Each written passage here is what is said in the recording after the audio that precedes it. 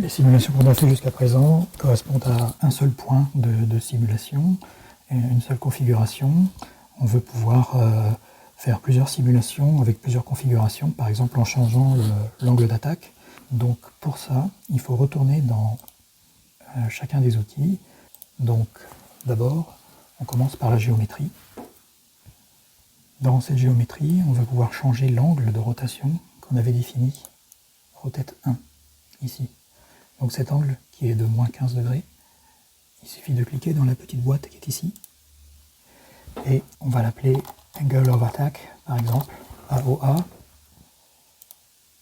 Voilà. Donc maintenant, c'est un paramètre.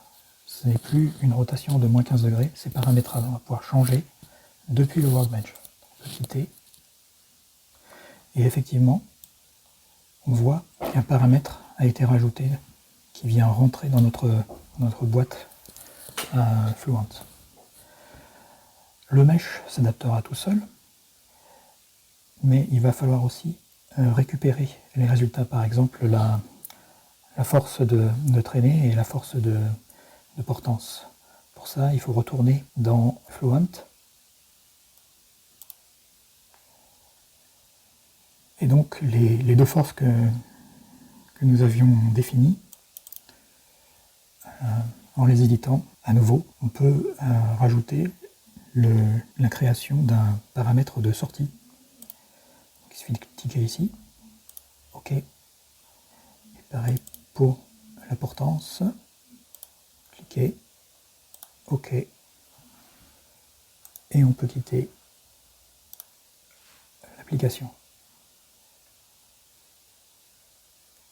Maintenant, le paramètre qu'on vient de rajouter figure ici.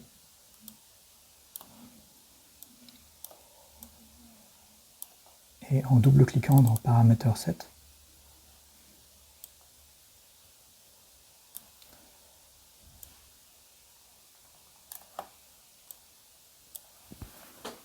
on voit que on a un tableau ici dans lequel on a le paramètre d'entrée, Angle of Attack, et Drag Force, Lift Force comme paramètre de sortie.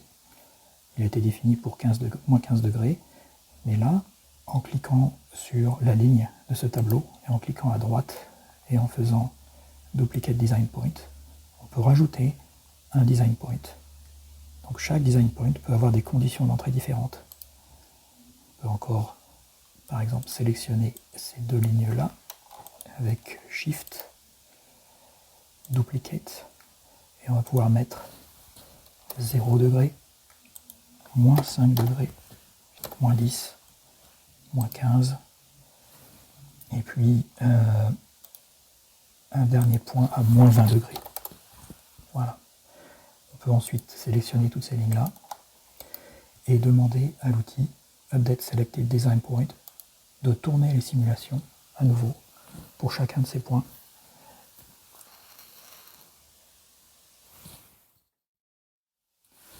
Et donc, au fur et à mesure des calculs, les résultats s'affichent dans le tableau.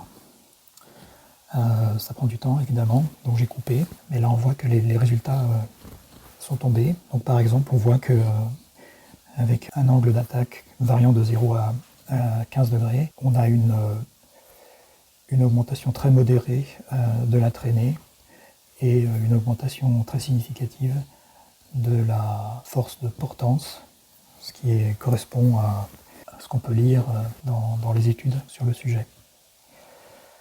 Sur cette fenêtre, on peut suivre les progrès de l'utilisation des outils. Donc ce système permet de générer tous les résultats nécessaires et la récupération des données avec copy-paste vers Excel est tout à fait faisable.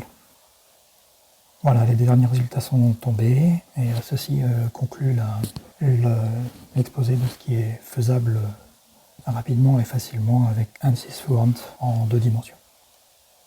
On peut aussi sauver tout cet environnement et le retrouver tel que, exactement, dans tous les settings qui ont été déclarés en sauvant le workbench.